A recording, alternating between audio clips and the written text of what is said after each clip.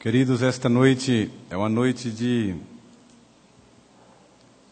comunhão com o Senhor, uma noite em que celebraremos a Santa Ceia.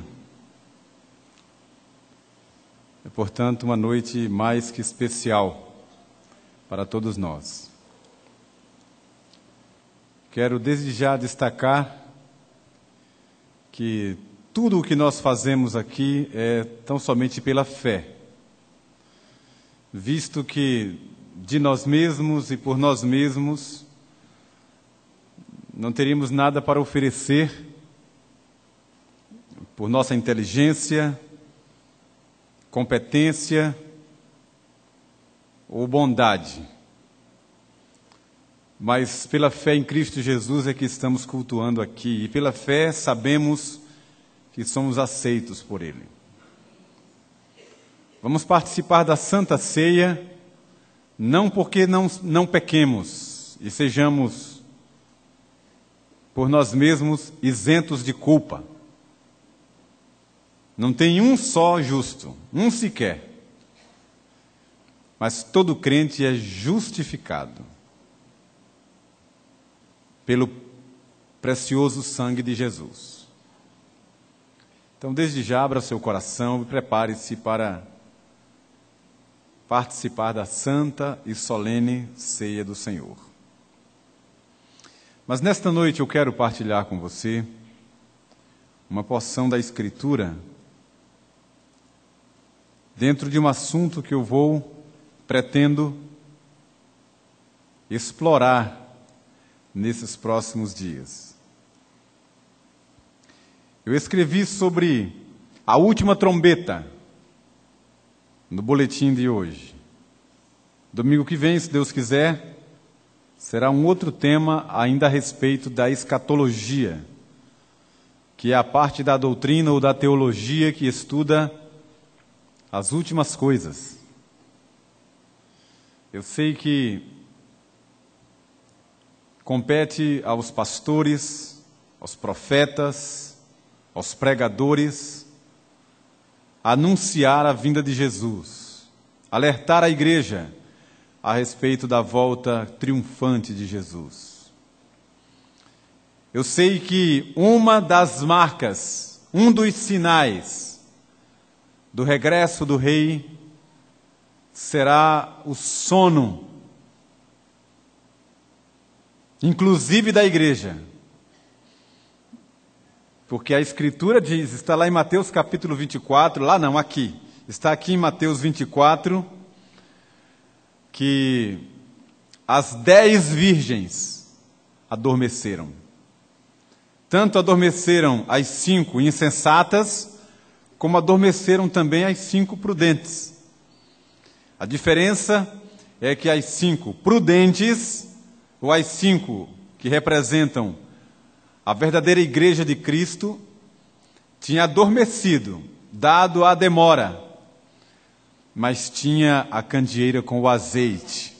O azeite é um símbolo do Espírito Santo, que mesmo a gente adormecendo, mas nós estamos salvos, por causa do sacrifício de Jesus. Mas cabe aos pregadores fiéis alertar a igreja sempre, que é o que é descrito pelo profeta Ezequiel, sobre o papel do atalaia, que é de estar sempre no posto de vigia, para alertar aqueles que estão dentro da cidade a respeito dos ataques, a respeito dos inimigos. Então nós somos os atalaias, e compete a mim fazer isso nesta noite. Eu quero, na ocasião, hoje, falar com vocês sobre os eventos que precederão a vinda de Cristo, mas quero me deter a respeito da grande tribulação. Então, por favor, abra a sua Bíblia em Mateus capítulo 24. Você que não tem Bíblia, se estiver próximo a alguém que tenha, eu peço a você que tem Bíblia para oferecer e compartilhar a leitura. Você que não está com Bíblia, não tem ninguém perto de você com uma Bíblia, eu peço que você abra bem o seu ouvido, a sua mente, para sorver cada palavra que eu vou ler pausadamente aqui. A leitura não é breve, eu vou ler um capítulo inteiro, mas vale a pena, até porque estamos lendo o Sagrado Livro. Você que está em casa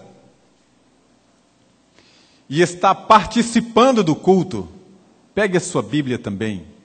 Abra a Bíblia, leia comigo, onde você estiver. Se não tem uma Bíblia próximo a você, ouça bem a mensagem. Deus, o Espírito Santo, pode lhe trazer uma palavra rema, enquanto você lê e ouve a palavra do Senhor. Então acompanhe Mateus capítulo 24, eu vou ler a partir do verso de número 3. Que diz assim: No Monte das Oliveiras, achava-se Jesus assentado, quando se aproximaram dele os discípulos, em particular, e lhe pediram: Dize-nos quando sucederão estas coisas, e que sinal haverá da tua vinda e da consumação do século. E ele lhes respondeu: Vede que ninguém vos engane, porque virão muitos em meu nome, dizendo: Eu sou o Cristo, e enganarão a muitos. E certamente ouvireis falar de guerras e rumores de guerras. Vede, não vos assusteis, porque é necessário assim acontecer, mas ainda não é o fim. Porquanto se levantará nação contra nação, reino contra reino, e haverá fomes e terremotos em vários lugares. Porém, tudo isto é o princípio das dores. Então sereis atribulados e vos matarão. Sereis odiados de todas as nações por causa do meu nome. Nesse tempo, muitos hão de se escandalizar, trair e odiar uns aos outros. Levantar-se-ão muitos falsos profetas e enganarão a muitos. E por se multiplicar a iniquidade, o amor se esfriará de quase todos. Aquele, porém, que perseverar até o fim, esse será salvo. E será pregado este evangelho do reino por todo o mundo, para testemunho a todas as nações. Então virá o fim. Quando, pois, virdes o abominável da desolação de que falou o profeta Daniel, no lugar santo, quem lê entenda, então os que estiverem na Judéia, fujam para os montes. Quem estiver sobre o eirado, não desça a tirar de casa alguma coisa. E quem estiver no campo, não volte atrás para buscar a sua capa. Ai das que estiverem grávidas e das que amamentarem naqueles dias. Orai para que a vossa fuga não se dê no inverno, nem no sábado. Porque nesse tempo haverá grande tribulação, como desde o princípio do mundo até agora não tem havido, nem haverá jamais. Não tivessem aqueles dias sido abreviados, ninguém seria salvo. Mas por causa dos escolhidos, tais dias serão abreviados.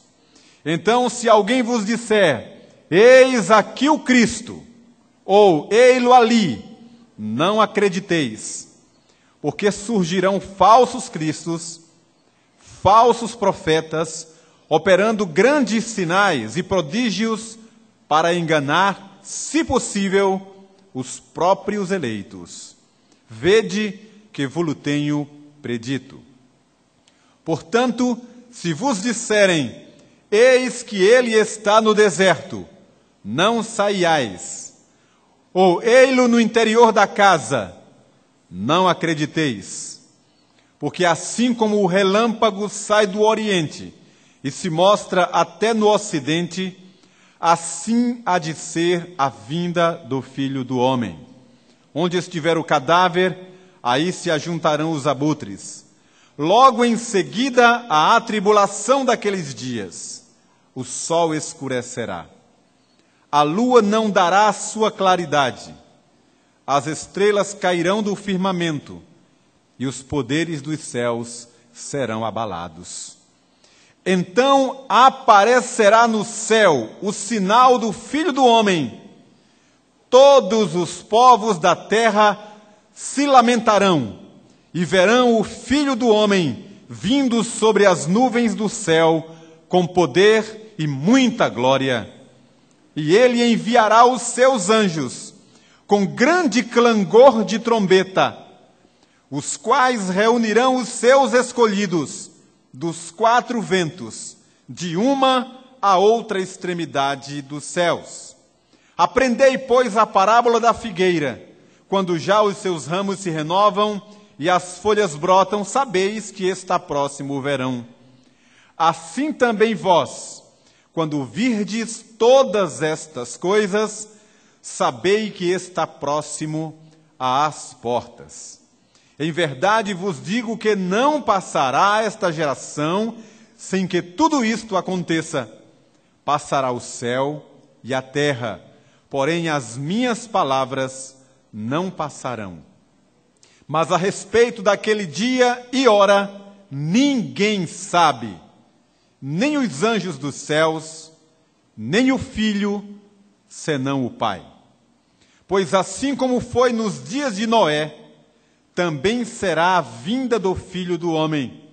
Porquanto, assim como nos dias anteriores ao dilúvio, comiam e bebiam, casavam e davam-se em casamento, até ao dia em que Noé entrou na arca e não o perceberam, senão quando veio o dilúvio e os levou a todos, assim será também a vinda do Filho do Homem. Então 2 estarão no campo, um será tomado e deixado o outro. 2 estarão trabalhando no moinho, uma será tomada e deixada a outra. Portanto, vigiai, porque não sabeis em que dia vem o vosso Senhor. Mas considerai isto: se o pai de família soubesse a que hora viria o ladrão, vigiaria e não deixaria que fosse arrombada a sua casa. Por isso, ficai também vós apercebidos, porque à hora em que não cuidais, o Filho do Homem virá.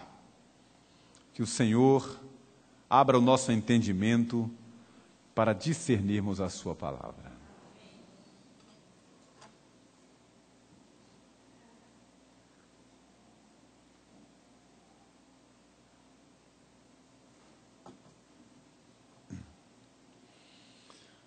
Irmãos queridos, amigos, visitantes,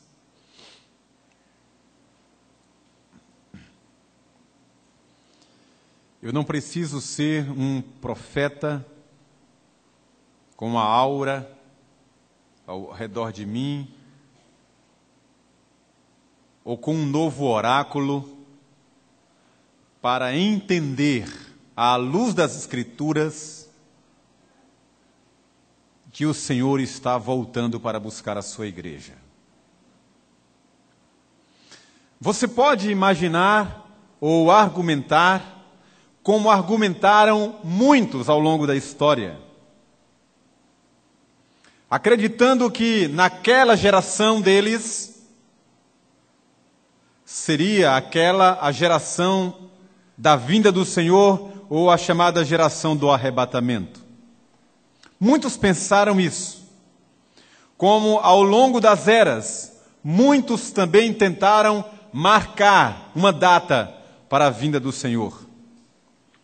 Muitas congregações de seitas morreram, se aniquilaram, por acreditarem que o Senhor já tinha voltado e deixado eles para trás. Começo dos anos 90, nos Estados Unidos, uma comunidade se preparou para receber a vinda de Jesus, a segunda vinda de Jesus. Eles se trancaram em uma casa no interior, tipo um galpão, ficaram todos ali aguardando a volta do Senhor, que havia sido marcada por um dos seus profetas. E como o dia se passou e Jesus não voltou, eles acreditaram que foram deixados para trás, e houve então um suicídio coletivo de toda aquela congregação, de uma seita. E você pode ter pensado já algumas vezes que ele tem demorado demais em voltar. E que isso pode demorar ainda décadas ou séculos, não imaginamos, não sabemos. Até porque ele disse, está claro na palavra, que o dia e a hora ninguém sabe. Quanto mais o ano, ninguém pode discernir. Aos homens não foi dado esse entendimento e essa revelação. Ninguém pode marcar, ninguém sabe, ninguém nunca saberá quando será a volta de Jesus. E por que é que alguns tentaram marcar? Ou por que é que alguns sempre acharam demorada a vinda, ou que ainda demoraria muitos anos? Por alguns dos sinais que Jesus deixou para o seu povo. Exemplo. Jesus falou para os discípulos no Monte das Oliveiras, dizendo que os sinais ficariam claros, historicamente. E deu sinais muito práticos, que seriam visíveis. Ele então disse: certamente ouvireis falar de guerras e rumores de guerras. Não vos assusteis, porque é necessário assim acontecer, mas ainda não é o fim. E desde muitos séculos e milênios, que essas guerras vêm se sucedendo na história da humanidade. Reino contra reino, nação contra nação, há séculos. Jesus apontou outros sinais visíveis, como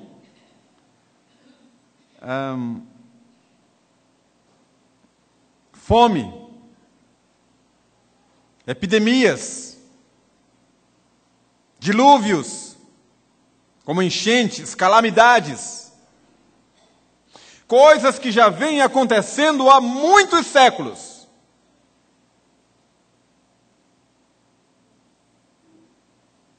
E o próprio Jesus disse: não vos assusteis, porque ainda não é o fim. É o princípio das dores. E segundo os comentaristas, quando ele se referiu ao princípio das dores, ele se referia às dores de parto. É uma referência ao trabalho de parto, depois de um processo longo, demorado, de gestação. Gestação que traz para a maioria das mulheres muitos incômodos, dores inclusive, vários sinais. Mas vai chegando um tempo em que aqueles sinais vão se tornando mais evidentes e a grávida, pelos sinais, começa a preparar o seu enxoval e começa a se preparar para as dores de parto. E então, lá pelo 9º mês, quando os sinais estão muito claros, as semanas foram contadas, o ventre chega naquela dimensão que a gravidez exige. E então começam os primeiros sinais, as contrações, as dilatações. E então vêm as dores do parto. O princípio das dores indica que em poucos minutos, em pouco tempo, chegará o fim de um estágio. O princípio das dores, no caso da parturiente, encerra ali um caso, encerra ali um tempo de gestação que durou 9 meses. Jesus estava dizendo aos discípulos, e certamente para nós também, que ali era apenas o princípio das dores, e essas dores chegariam, ou a dor do parto irá chegar, e seriam outros sinais. E ele então falou esses sinais como sendo a grande tribulação. Por que é que nós ainda não chegamos na grande tribulação? Por que é que eu posso afirmar biblicamente que nós ainda não estamos sofrendo as dores do parto, senão as agonias da gestação que adiantou-se, que progrediu e já estamos chegando no 9º mês? Por que é que eu posso afirmar isso? Porque na narrativa de Mateus, nas palavras do próprio Cristo, ele vai dando sinais progressivos, que você pode acompanhar depois com calma no texto que eu li pausadamente para você. Preste atenção nisso. Ele vem falando de vários sinais e vai afunilando, dizendo o seguinte, que nesse tempo muitos hão de se escandalizar, trair, odiar uns aos outros, os falsos profetas se levantarão, enganarão a muitos, a iniquidade se multiplicará e o amor se esfriará de quase todos. E aquele que perseverar até o fim, esse será salvo. Essa condição da multiplicação da iniquidade é o que essa geração tem presenciado. Mas tem um sinal dado por Jesus que fecha esse pacote inicial da gravidez, que ainda não se cumpriu. Que é o que nos diz o verso de número 14. Que ele vem na narrativa falando sobre o princípio das dores, antes da vinda dele.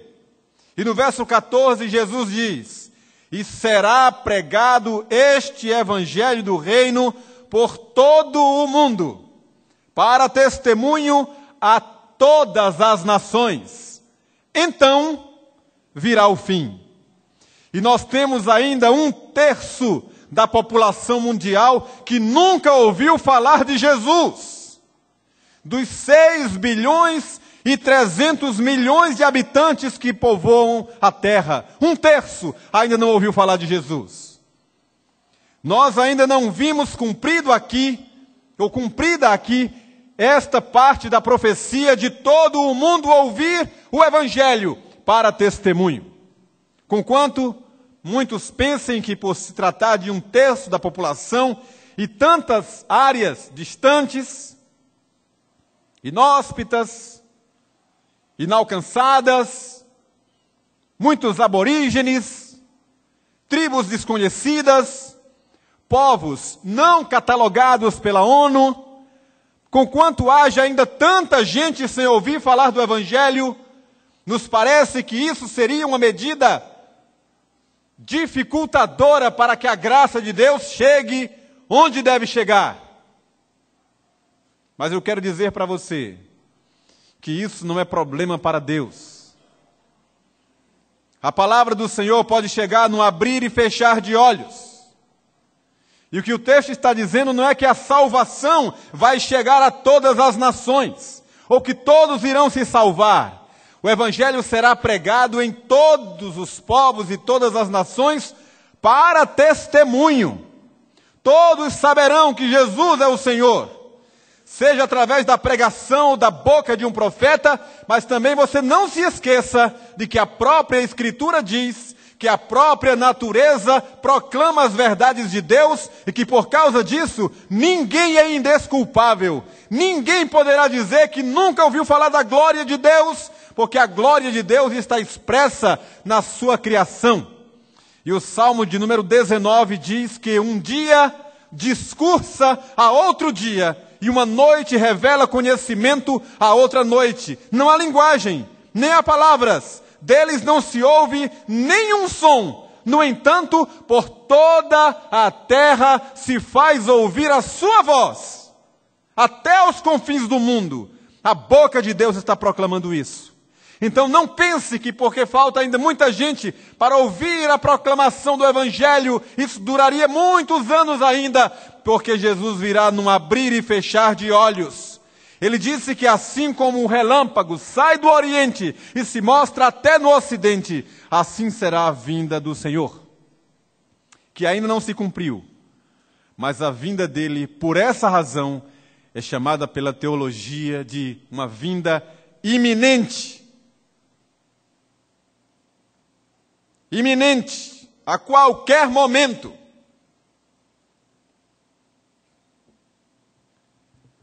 E então abre Jesus uma outra seção que os tradutores da Bíblia e os copistas deram como título a grande tribulação anunciada por Jesus para o fim dos tempos. E ele descreve aqui cuidados que os eleitos devem ter nesses dias de intensa tribulação. A grande pergunta que gera uma polêmica intensa no meio da comunidade evangélica é a seguinte: pastores, mestres, a igreja de Cristo passará pela grande tribulação? Onde é que está situada a doutrina do arrebatamento? E então muitos pregadores, teólogos, denominações e entendimentos doutrinários falam o seguinte, preste bem atenção nisso. Quanto à sequência dos eventos, eles dizem que primeiro virá o princípio das dores, que são os sinais que já vêm acontecendo na história desde que Jesus os anunciou.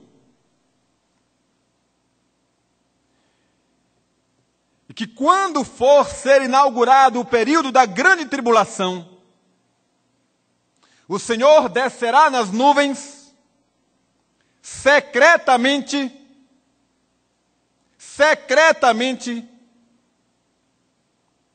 e arrebatará somente os santos. E então subirão para estar com o Senhor. E os infiéis permanecerão na terra. E serão aqui provados, inclusive os judeus, para quem foi feita a promessa. Serão provados por um longo tempo. Satanás será solto e desandará em toda a terra com as suas maldades. E depois de assolada por Satanás, a parte infiel que ficou terá tempo de se arrepender dos seus pecados. E então, depois dessa segunda chance, voltará Jesus nas nuvens com os santos eleitos, e então arrebatará os que foram purificados aqui, e então estarão para sempre com o Senhor. É interessante essa doutrina, mas ela não bate, não está de acordo com o que diz e ensina a Sagrada Escritura. Então preste bem atenção no ensino da palavra de Deus. Não haverá duas vindas de Jesus. Não haverá dois arrebatamentos. Um para os santos e outros para outra categoria de santos que será provada para depois subir. Não há isso na Escritura. A Escritura diz que Jesus virá uma única vez. E não será uma vinda secreta. O texto que eu li diz que Jesus descerá dos céus com poder e muita glória, e todo olho verá. Descerá com os seus anjos, com grande clangor de trombetas. E então, dada a palavra de ordem, os anjos reunirão os seus escolhidos dos 4 cantos da terra, de uma a outra extremidade. E os santos se levantarão dos sepulcros, e os que estiverem vivos até lá serão transformados e subirão juntamente para o encontro com o Senhor nos ares. E estaremos para sempre com o Senhor. Não vai ter segunda chance. Não vai ter tempo de arrependimento depois. O arrependimento é o tempo da graça. É o hoje, enquanto aqui estamos. Jesus virá uma única vez, com glória, com poder, para julgar a terra. Reunirá os seus escolhidos uma única vez, para levar para as bodas do Cordeiro. É o que nos ensina a palavra de Deus. Não vai ter chance. Segunda chance, segunda chamada, segundo arrebatamento, porque a graça do Senhor se encerra com a manifestação do Filho de Deus. E a pergunta? O Senhor então quer dizer que a igreja passará pela grande tribulação? E eu quero afirmar nesta noite, para você que aqui está, para você que acompanha em casa, que graças a Deus, e Deus sabe por quê, a igreja passará sim pela grande tribulação. E o texto que eu li mostra em vários lugares, em vários versículos, que a igreja está dentro da grande tribulação. Até porque é a grande tribulação quem purificará, quem provará os santos. Razão porque Jesus disse que aquele que perseverar até o fim, esse será salvo. Veja comigo, por favor. Se você fechou o texto, você tem chance de abri-lo ainda. Mateus 24, quando Jesus disse assim. Abra aí, por favor. Verso 21.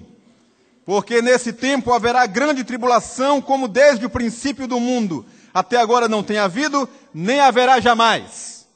Não será uma tribulação como tantos problemas, situações, perseguições que a igreja sofreu ao longo das eras. Será uma tribulação diferente, de ordem espiritual. Passando a página, veja aí por favor, verso 22. Não tivessem aqueles dias sido abreviados, ninguém seria salvo, mas por causa dos escolhidos, tais dias serão abreviados. Ainda no verso de número 23. Então, se alguém vos disser, eis aqui o Cristo, não acrediteis. Para quem ele disse essas palavras? Para os eleitos. Porque surgirão falsos cristos e falsos profetas, operando grandes sinais e prodígios para enganar, se possível, os próprios eleitos. Por que os próprios eleitos? Porque os eleitos estarão nela. Vede que vos tenho predito. Portanto, se vos disserem, eis que ele está no deserto, não saiais. Ei-lo ali, no interior da casa, não acrediteis. Porque assim como o relâmpago sai do oriente, se mostra até no ocidente, assim será a vinda do Filho do Homem. E eu finalizo esse argumento com o verso 29, que Jesus finaliza essa questão de forma cabal. Veja o que ele diz. Logo em seguida, a tribulação daqueles dias. Logo em seguida, o sol escurecerá, a lua não dará sua claridade, as estrelas cairão do firmamento e os poderes dos céus serão abalados. E no verso 31, diz-se então, ele enviará os seus anjos, com grande clangor de trombeta, os quais reunirão os seus escolhidos, dos quatro ventos, de uma a outra extremidade dos céus. Ou seja, os anjos reunirão os escolhidos, logo em seguida à tribulação daqueles dias. Não pode haver dúvida. Deus poupará os seus filhos dentro da tribulação. Ele nos dará o conforto, nos dará recursos para que nós permaneçamos firmes dentro da grande tribulação, porque Ele está conosco. Porque é no fogo que é provado o servo do Senhor. É na hora da prova que se manifesta quem é de Jesus e quem não é de Jesus. O arrebatamento se dará dessa forma.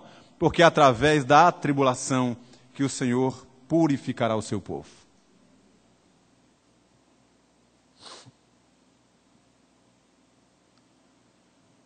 Assim, essa é a sequência dos eventos. Muita água ainda tem para rolar. Não no Cronos, no tempo dos homens, do nosso calendário, mas no Kairos, no tempo de Deus. E por essa razão, pelos sinais manifestados, expressos, nós podemos discernir e afirmar que o Senhor está às portas. Se você não percebeu, o que vai acontecer é assim, de forma bem prática, bem rápida, para eu encerrar essa reflexão. O apóstolo Paulo disse que vai alta a noite, cada vez mais escura, e de repente nasce o dia. O que vai acontecendo é que nós vamos num crescente de apostasia, e a igreja de Cristo se promiscuirá.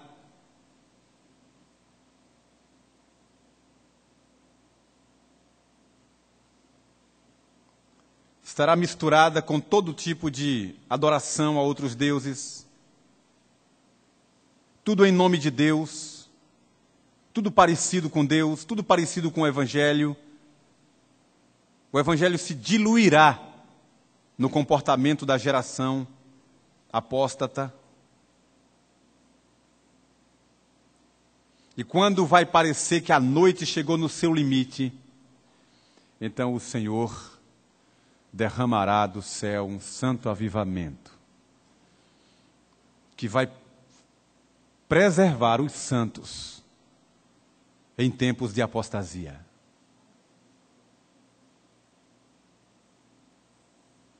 Então virá o fim. Eu tenho dito e tenho alertado aos meus irmãos na seguinte direção. A Bíblia diz que Satanás se transforma em anjo de luz e os seus ministros em ministros de justiça. Isso significa que a estratégia de Satanás é se fazer parecer ao máximo com tudo o que diz respeito a Deus. Ele quer se assentar no lugar de Deus, receber adoração como sendo Deus. E o que é que ele usa como escudo? O Evangelho, a própria palavra de Deus, para enganar, se possível, os próprios eleitos. A mensagem se transformará de tal forma tão parecida com o que a Bíblia anuncia, que os próprios eleitos ficarão balançados. Porque se fala em nome de Deus, em nome de Jesus, em nome da igreja, em nome da Bíblia, em nome da bênção, com um linguajar totalmente evangélico, sem ter a verdade do Evangelho que transforma. E a Escritura diz que enganarão a muitos. E quando diz lá que surgirão falsos cristos, eu tenho dito, cuidado, falso Cristo não é uma pessoa fantasiada ou vestida de Jesus, de barba longa, de camisola, não é isso não. Isso é uma caricatura, até porque Jesus era um judeu como um outro judeu qualquer, na forma de se comportar e de se vestir. Não é isso não. O falso Cristo que está predito aqui é um falso Salvador. É uma mensagem a respeito de Jesus que não retrata o caráter de Jesus. É uma mensagem do Evangelho que não condiz com a verdadeira mensagem do Evangelho. Esse é o falso Cristo, porque esse não salva ninguém. É o humanismo travestido de Evangelho. Então fique esperto, fique alerta, fique atento, vigie, busque mais a Deus, Consagre-se mais, abra os olhos, busque de Deus discernimento para entender o tempo que você vive, porque os sinais estão todos aí. E o Senhor está voltando para buscar a sua amada igreja. Que Ele aqueça o nosso coração e nos dê a graça de sermos encontrados fiéis na sua vinda.